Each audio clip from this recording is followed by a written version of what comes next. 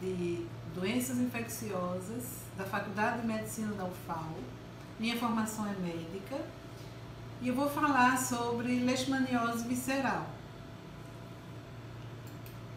A leishmaniose visceral, ela recebeu esse nome em homenagem ao cientista que descobriu as formas no baço de um paciente falecido com esta doença. Daí esse nome diferente de leishmaniose. É uma doença cujo agente etiológico é a leishmania infanto/Chagas, caracterizada por febre irregular, palidez, emagrecimento e hepatoesplenomegalia. Por que essa doença é tão importante? Ela é encontrada em 65 países, com aproximadamente 400 mil casos novos a cada ano, com 50 mil mortes. Recentemente, ela está se tornando urbanizada e ainda a co-infecção Leishmania HIV, que piora consideravelmente o prognóstico dos pacientes. Nós vemos nesse mapa a distribuição da doença e aí nós observamos o seguinte: 90% dos casos notificados no mundo procedem do Brasil, do Nepal, do Sudão, de Bangladesh e da Índia. Então nós vemos um mapa do Brasil bem mais escuro, como também parte da África e da Índia. Em seguida, nós mostramos a distribuição no Brasil. Então, pelas cores, nós observamos uma gradual expansão da doença. Em 1989 a 1994, maior concentração era no Nordeste. Em 2000, nós já vemos essa expansão para o Sudeste e para a região Norte. 2007 é a última apresentação dessa forma, nós vemos uma expansão para todo o Brasil. Nesse mapa de distribuição da leishmaniose, ele é de 81 a 2011 e nós vemos em vermelho onde existe uma transmissão intensa da doença no território brasileiro. Bom, aqui nós mostramos em Alagoas de 2000 a 2010 os 4 municípios que mais notificaram essa doença. Nós temos Palmeira dos Índios, Santana do Ipanema, São José da Tapera e Traipu. E aí nós vemos em seguida a distribuição dos casos de leishmaniose visceral em Alagoas de 2014 a 2018. Então aparece um município novo, Estrela de Alagoas.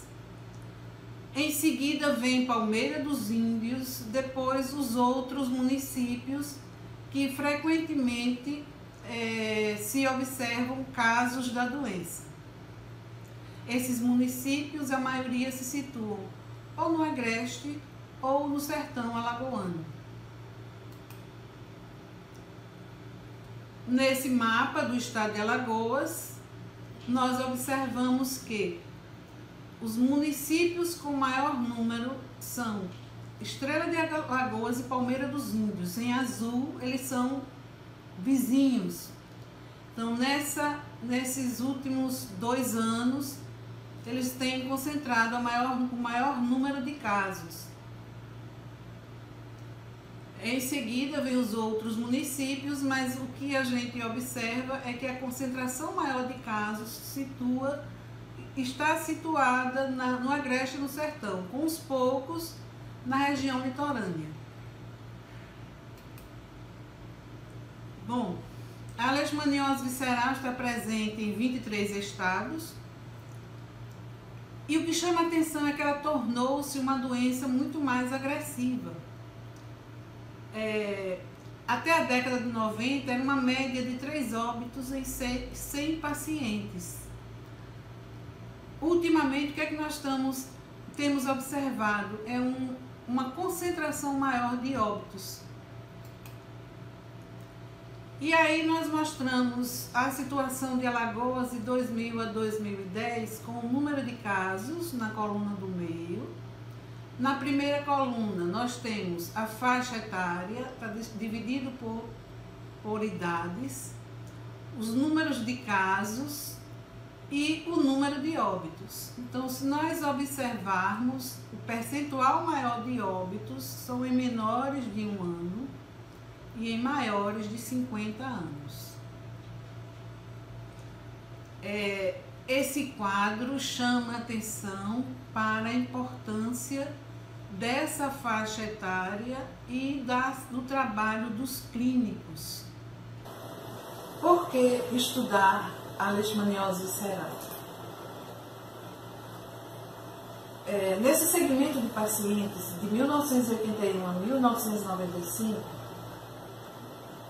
observa-se que os menores de 10 anos são os que mais adoeceram. Os maiores de 40 anos é uma pequena concentração de pacientes.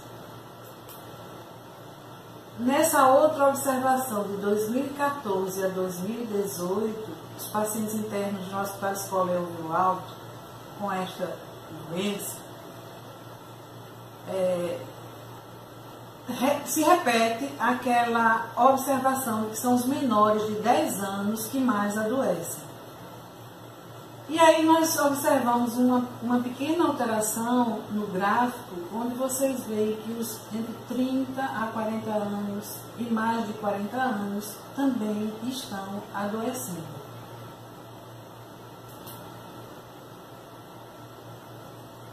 Por que estudar leishmaniose visceral? Ela está espalhada por uma vasta área territorial, ela é frequente em menores de 10 anos e a ausência de tratamento leva à morte.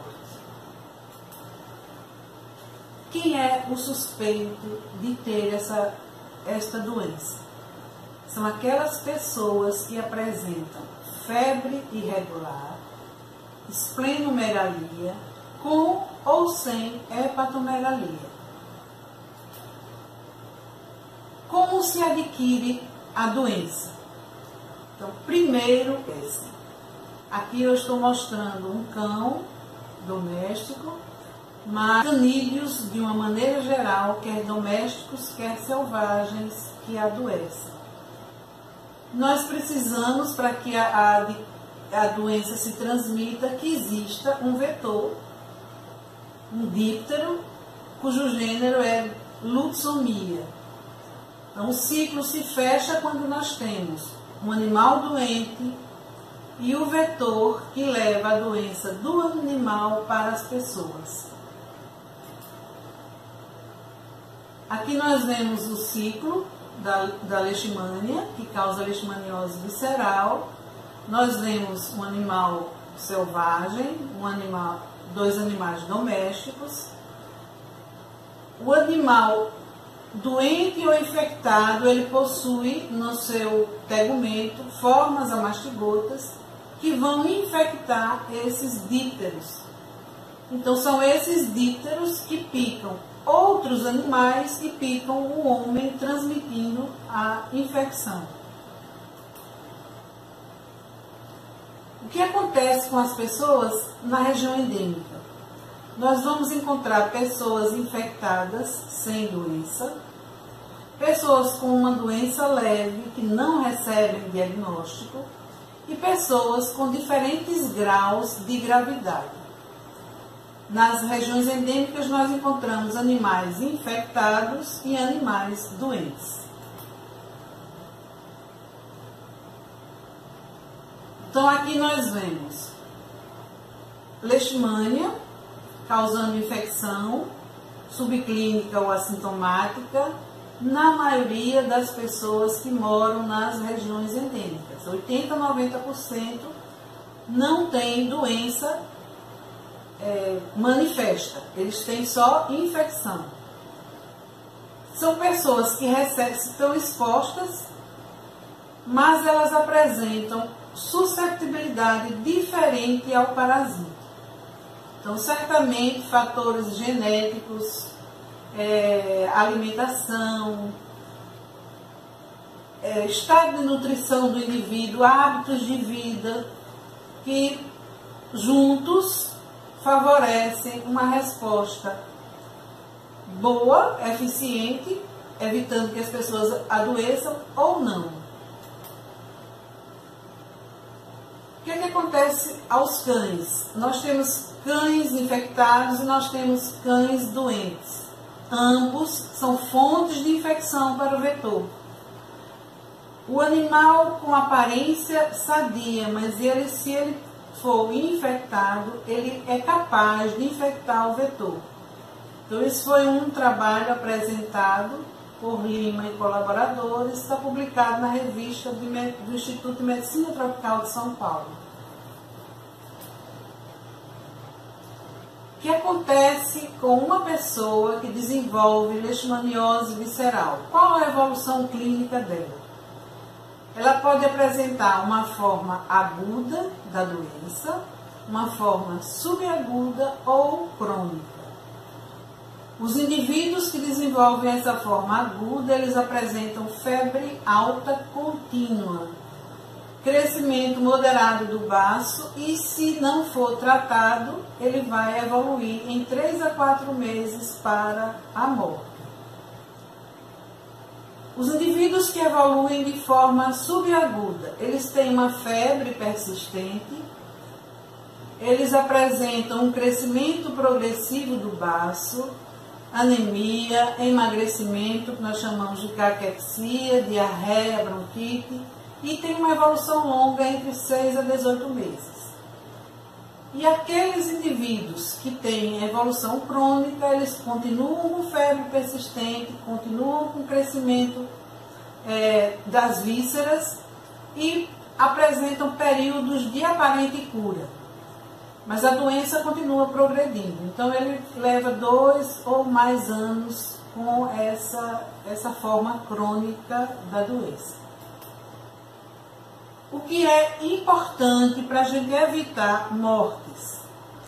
Imprescindível que a doença seja diagnosticada e o tratamento seja iniciado o mais rápido possível. Ela é considerada uma doença negligenciada. E aí nós vemos uma criança, um paciente, procedente de uma região endêmica, que chegou ao hospital num estado bastante comprometido, onde nós vemos sangramento fácil, qualquer vaso que se tenta pegar sangue, colher sangue dessa criança, ele sangra intensamente. Uma magreza extrema, nós observamos pele e ossos. E um abdômen bastante distendido pelo crescimento tanto do baço quanto do fígado. Uma segunda criança, também admitida com a mesma doença, onde nós vemos que não há espaço mais no abdômen dela, a não ser o crescimento do baço e do fígado. Eles se encontram e se comprimem. Geralmente as crianças são irritadas, sempre são apáticas, na maioria das vezes não aceitam a alimentação, podem apresentar diarreia, tosse. E aí, no segmento de casos de pacientes internos no Hospital Escola Elvio Alto, de 81 a 1994, nós observamos as seguintes alterações. Vocês veem hepatomegalia, então, crescimento do fígado em 98% dos pacientes. Nós vemos esplenomegalia, 97,8%. Por quê? Se a gente fala tanto no crescimento do baço, um paciente foi esplenectomizado, inadvertidamente. Febre, sempre presente, de forma irregular, palidez, um aumento dos linfonodos, aumento do volume abdominal, perda de peso, cílios longos. Enquanto os cílios são longos e sedosos, os cabelos são secos e despigmentados, caindo facilmente. Astenia, anorexia. Alguns apresentaram edema de membros inferiores, tosse, diarreia, dor abdominal, que piora consideravelmente o prognóstico para aqueles pacientes que apresentam dor abdominal, sangramentos e icterícia. São as três manifestações clínicas que falam a favor de um prognóstico mais reservado. E aí nós nos deparamos com o trabalho do médico frente ao paciente com leishmaniose visceral. Razões para o clínico estar atento ao caso suspeito.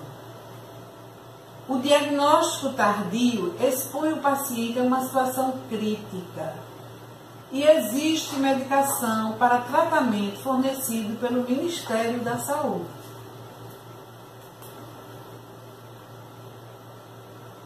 O que é que cabe a esse clínico? O trabalho do clínico baseia-se na anamnese, que ela precisa ser bem feita. Para fazer uma anamnese bem feita, você precisa de tempo. Tempo para ouvir o seu paciente e suas queixas. O clínico precisa gostar daquilo que ele faz. Ele precisa ainda ter cuidado com o vocabulário e conhecer as doenças endêmicas da região em que ele trabalha. Bom, ainda na anamnese, nós precisamos lembrar dos antecedentes dos pacientes. O Nordeste sofre com a seca e as pessoas, por falta de opção de trabalho, elas migram para o Sul e Sudeste e Centro-Oeste. Eu tenho recebido alguns pacientes que migram para trabalhar na construção civil dessas regiões e lá eles desenvolvem uma doença febril e que dificilmente ela é diagnosticada no local onde ele está trabalhando. Ele volta para a sua cidade de origem e é uma daquelas formas clínicas no adulto. Lembrar que as regiões paradisíacas, elas também transmitem a doença. Então, sempre perguntar, a pessoa mora numa região onde não há transmissão, mas ela visita outras regiões onde pode ter se infectado.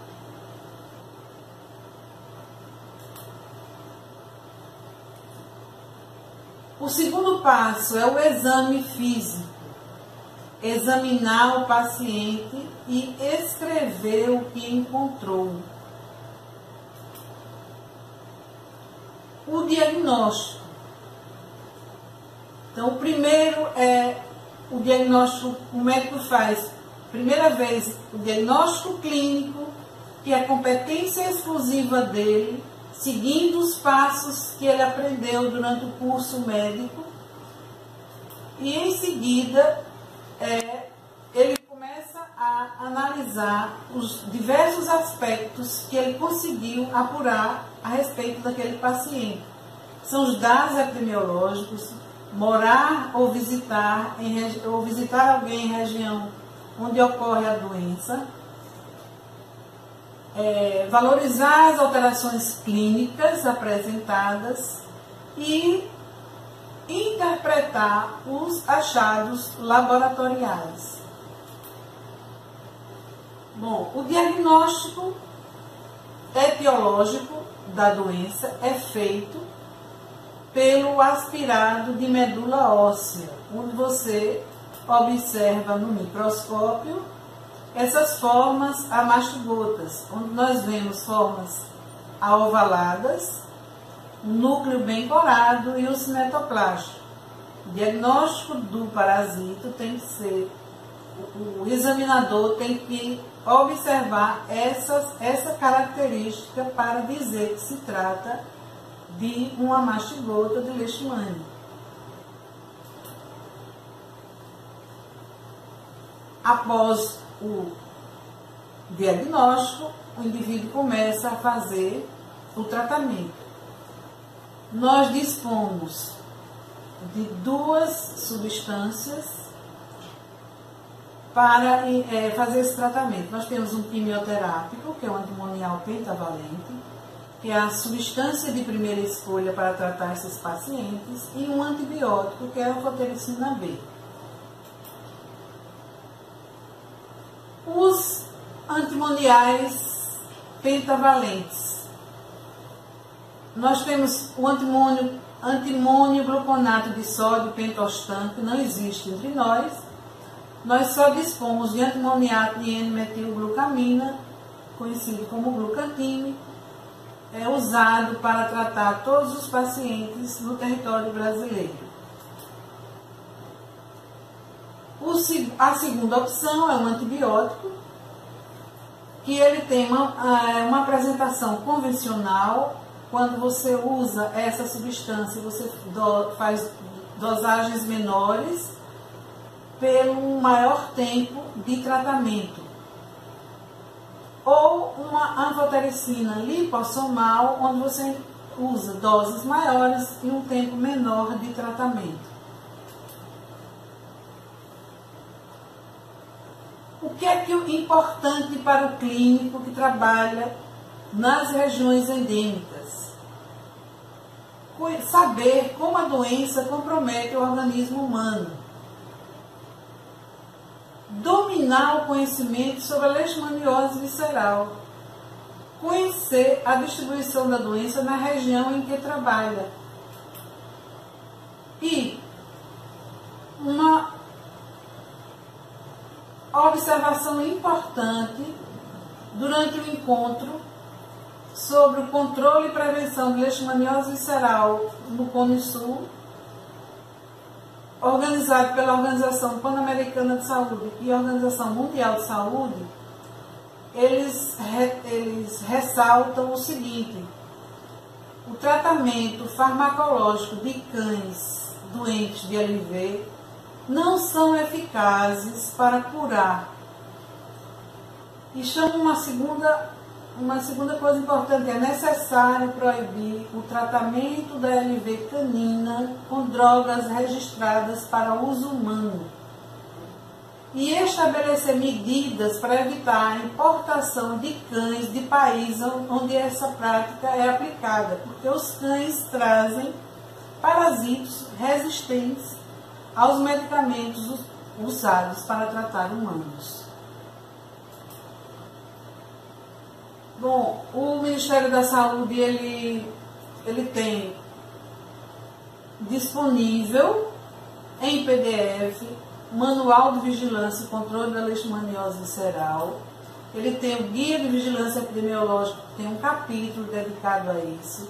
E ele tem uma série de outras publicações na página do Ministério que qualquer pessoa pode acessar. Nesse Manual de Vigilância e Controle da Leishmaniose, ele chama a atenção para um alerta aos profissionais de saúde, que deveria ter um cartaz, um aviso grande, dizendo que aquela é uma área de transmissão de leishmaniose visceral. Portanto, todo paciente com febre e esplenomegalia é um caso suspeito. Notifique, investigue, faça o diagnóstico e tratamento do paciente o mais precocemente possível, ou encaminhe para o serviço de referência. Obrigada.